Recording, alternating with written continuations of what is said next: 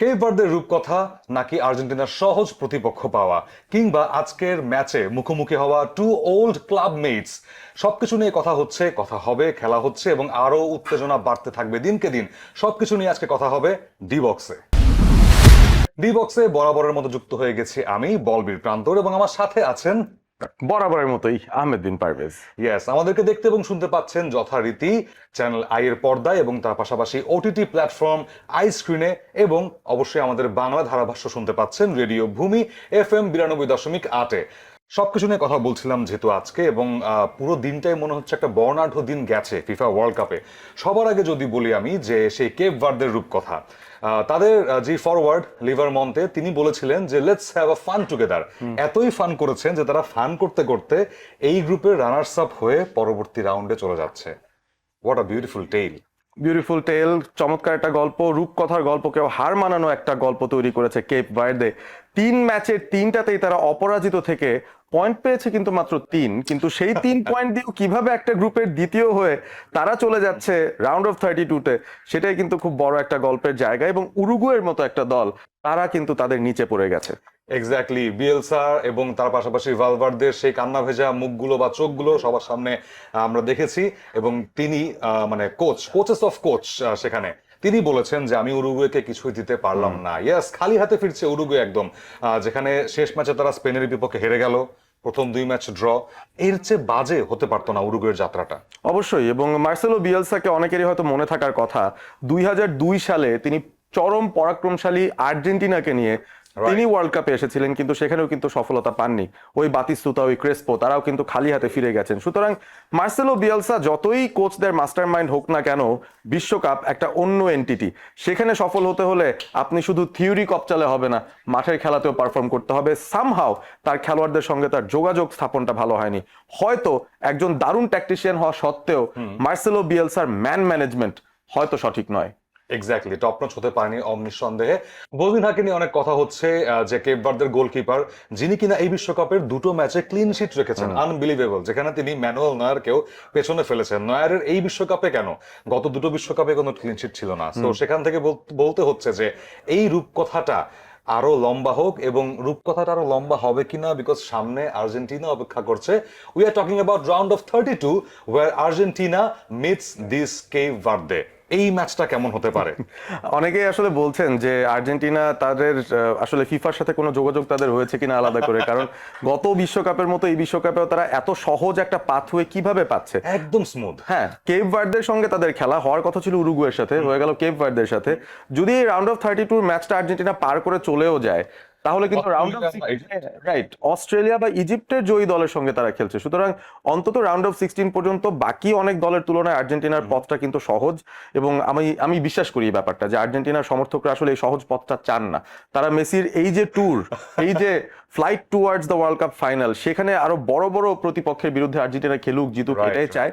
But it is what it is, কিছু করার নেই। এখন আর্জেন্টিনাকে কেপ ভার্দে কিংবা ইজিপ্ট কিংবা অস্ট্রেলিয়াকে হারিয়ে আসলে যেতে হবে কোয়ার্টারে। আপনি বলছিলেন যে মেসির একটা ট্যুরের কথা, যেভাবে তিনি একদম ধরে ধরে তার বিভিন্ন প্রতিপক্ষের মুখোমুখি হবেন এবং শেষ করবেন হয়তো সেই ফ্রান্সের সাথেই। একটা রিপিট হতে পারে গত বিশ্বকাপের ফাইনালের, একটু যদি বলতেন।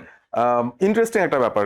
আপনি চিন্তা করেন, লিওনেল মেসি তার ক্যারিয়ারের শেষ বিশ্বকাপ খেলছেন এখন, এবং তার এই চলতি পথে, ফাইনালে যাওয়ার পথে, তিনি যদি এক এক করে তার জীবদ্দশায় বা তার প্লেয়িং ক্যারিয়ারের যত বড় বড় প্রতিদ্বন্দ্বী আছেন তাদের সঙ্গে মুখোমুখি হন, কেমন হয়?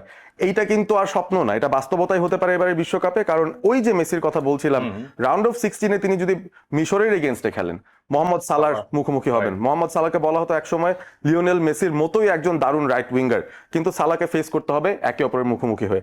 রাউন্ড অফ 16 পেরিয়ে কোয়ার্টার ফাইনালে গেলে সেখানে মুখোমুখি হতে পারে পর্তুগালের, যেখানে তার লাইফ লং রাইভাল ক্রিস্টিয়ানো রোনালদোর সঙ্গে দেখা হতে পারে। তারপর যদি সেমিতে যাই, সেখানে ব্রাজিল আর্জেন্টিনার দেখা হতে পারে, যেখানে নেইমার এবং মেসি একে অপরের মুখোমুখি হবেন। একটা সময় বার্সেলোনায় দুজন মিলে একসঙ্গে গলা মিলিয়ে তারা কিন্তু খেলেছেন। তবে এখন ব্রাজিল আর্জেন্টিনা দ্বৈরথে মেসি আবারও ফেস করতে পারেন নেইমারকে, এবং ফাইনালে the final stop, the final boss Mbappe, তার সঙ্গে ফেস করতে হবে নেইমারকে, কারণ ইনফ্যাক্ট মেসিকে, কারণ এমবাপে এই মুহূর্তে বলা হচ্ছে মেসি বা রোনালদোর উত্তরসূরি। সুতরাং তাকে আবারও যদি মেসি হারিয়ে দিতে পারেন, তিনি শেষ করে যাওয়ার আগে বলতে পারবেন আমার tour complete, I am the boss of the buses, সবাইকে হারিয়েছি, পাস্ট প্রেজেন্ট ফিউচার যারা আছে। ইভেন স্পেনেরও মুখোমুখি হতে পারে, সেখানে যখন লামিন ইয়ামালের মুখোমুখি হবে তিনি, সেটাও কিন্তু একটা শিষ্যের সঙ্গে দেখা হয়ে যেতে পারে, গুরু শিষ্য লড়াই। সো টকিং অ্যাবাউট গুরু শিষ্যের লড়াই, আর্জেন্টিনার এই কেপ ভার্দের বিপক্ষে ম্যাচে পরে আসছি একটু।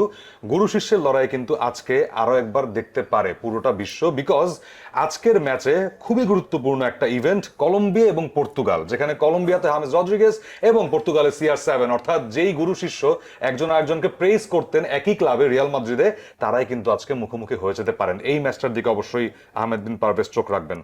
শুধুমাত্র পর্তুগাল এবং কলম্বিয়া খেলছে সেই হিসেবে কিন্তু ম্যাচটা ইম্পর্টেন্ট নয়, এই গ্রুপের স্ট্যান্ডিংস এর একটা বড় নিরীক্ষা হতে পারে এই ম্যাচটার মাধ্যমে। কারণ কলম্বিয়া 2 ম্যাচ থেকে কিন্তু তারা পর্তুগালের উপরে তাদের অবস্থান, পর্তুগাল কঙ্গোর সাথে ড্র করে মাত্র 4 পয়েন্ট পেয়েছে এবং দ্বিতীয় স্থানে অবস্থান করছে। এই ম্যাচটা জিততেই হবে পর্তুগালকে যদি তারা গ্রুপ চ্যাম্পিয়ন হতে চায়, এবং রানার আপ হলে তাদের জন্য সামনে বড় কিছু বিপদ কিন্তু অপেক্ষা করছে। ছোট করে প্রেডিকশন এই ম্যাচটার জন্য স্পেশালি আমি বলতে চাই পর্তুগাল ম্যাচটা জিতবে, ক্রিস্টিয়ানো রোনাল্ডো গোল পাবেন, 3-1 গোলে জিততে পারে পর্তুগাল। আহা, মুখে মধু আহমেদ বিন পারভেজের আজকে বলতেই হচ্ছে। Talking about another match, Croatia Ghana, এই ম্যাচটা খুবই ইম্পর্টেন্ট। আমি যেটা ক্যালকুলেট করছিলাম অফ এয়ারে, যে বলছিলাম কিন্তু এখানে ঘানাও কিন্তু একসময় এই গ্রুপ চ্যাম্পিয়ন হয়ে যেতে পারে, ইংল্যান্ড 2 থেকে শেষ করতে পারে। কিভাবে সেটা শুনবো আপনার কাছে। ওকে, ইংল্যান্ড এবং পানামার খেলা আজকে। সো ইংল্যান্ড যদি পানামার সঙ্গে ড্র করে বসে আর ঘানা যদি ক্রোয়েশিয়াকে হারিয়ে দেয়, সেই ক্ষেত্রে কিন্তু ইংল্যান্ডের যে শীর্ষস্থান সেটা কিন্তু আর থাকছে না। ঘানা তাদেরকে টপকে পয়েন্টস টেবিলে উপরে চলে যাবে এবং ফার্স্ট হিসেবে শেষ করবে তাদের গ্রুপ থেকে। এবং সেটা যদি হয়, আমার কাছে মনে হয় যে বাদবাকি যে 7টা ম্যাচ এখনো সমীকরণ বাকি আছে মেলানোর, সেখানে কিন্তু পুরোপুরি একটা ওলটপালট ঘটনা ঘটে যাবে। অবশ্যই অবশ্যই 4টা স্পট বাকি আছে রাউন্ড অফ 32 এর জন্য। সো টকিং অ্যাবাউট দ্যাট 32, তার আগে আজকে জর্ডানের সাথে আর্জেন্টিনার ম্যাচ।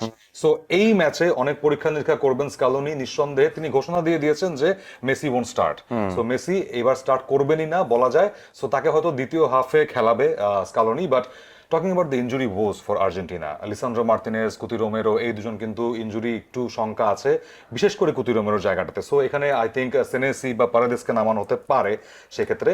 এবং সবচেয়ে বড় $1 মিলিয়ন কোশ্চেন, যে মেসির পরিবর্তে ওই জায়গাটা নিকো পাজ আজকে নেবেন কিনা।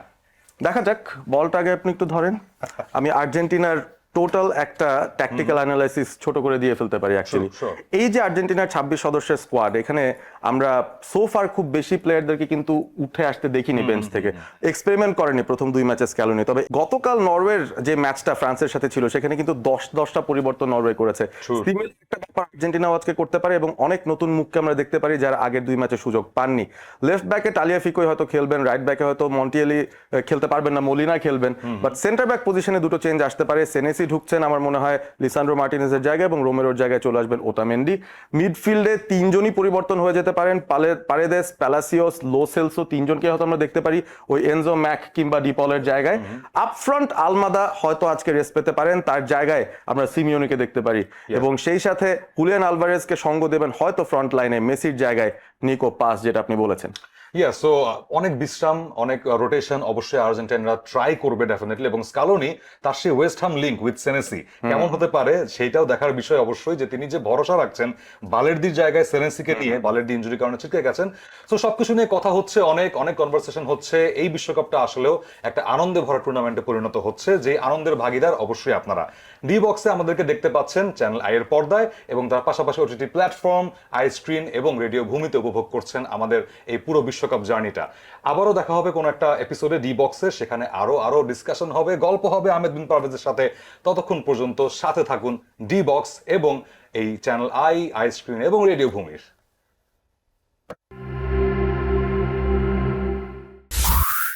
রেডিও ভূমি 92.8 FM।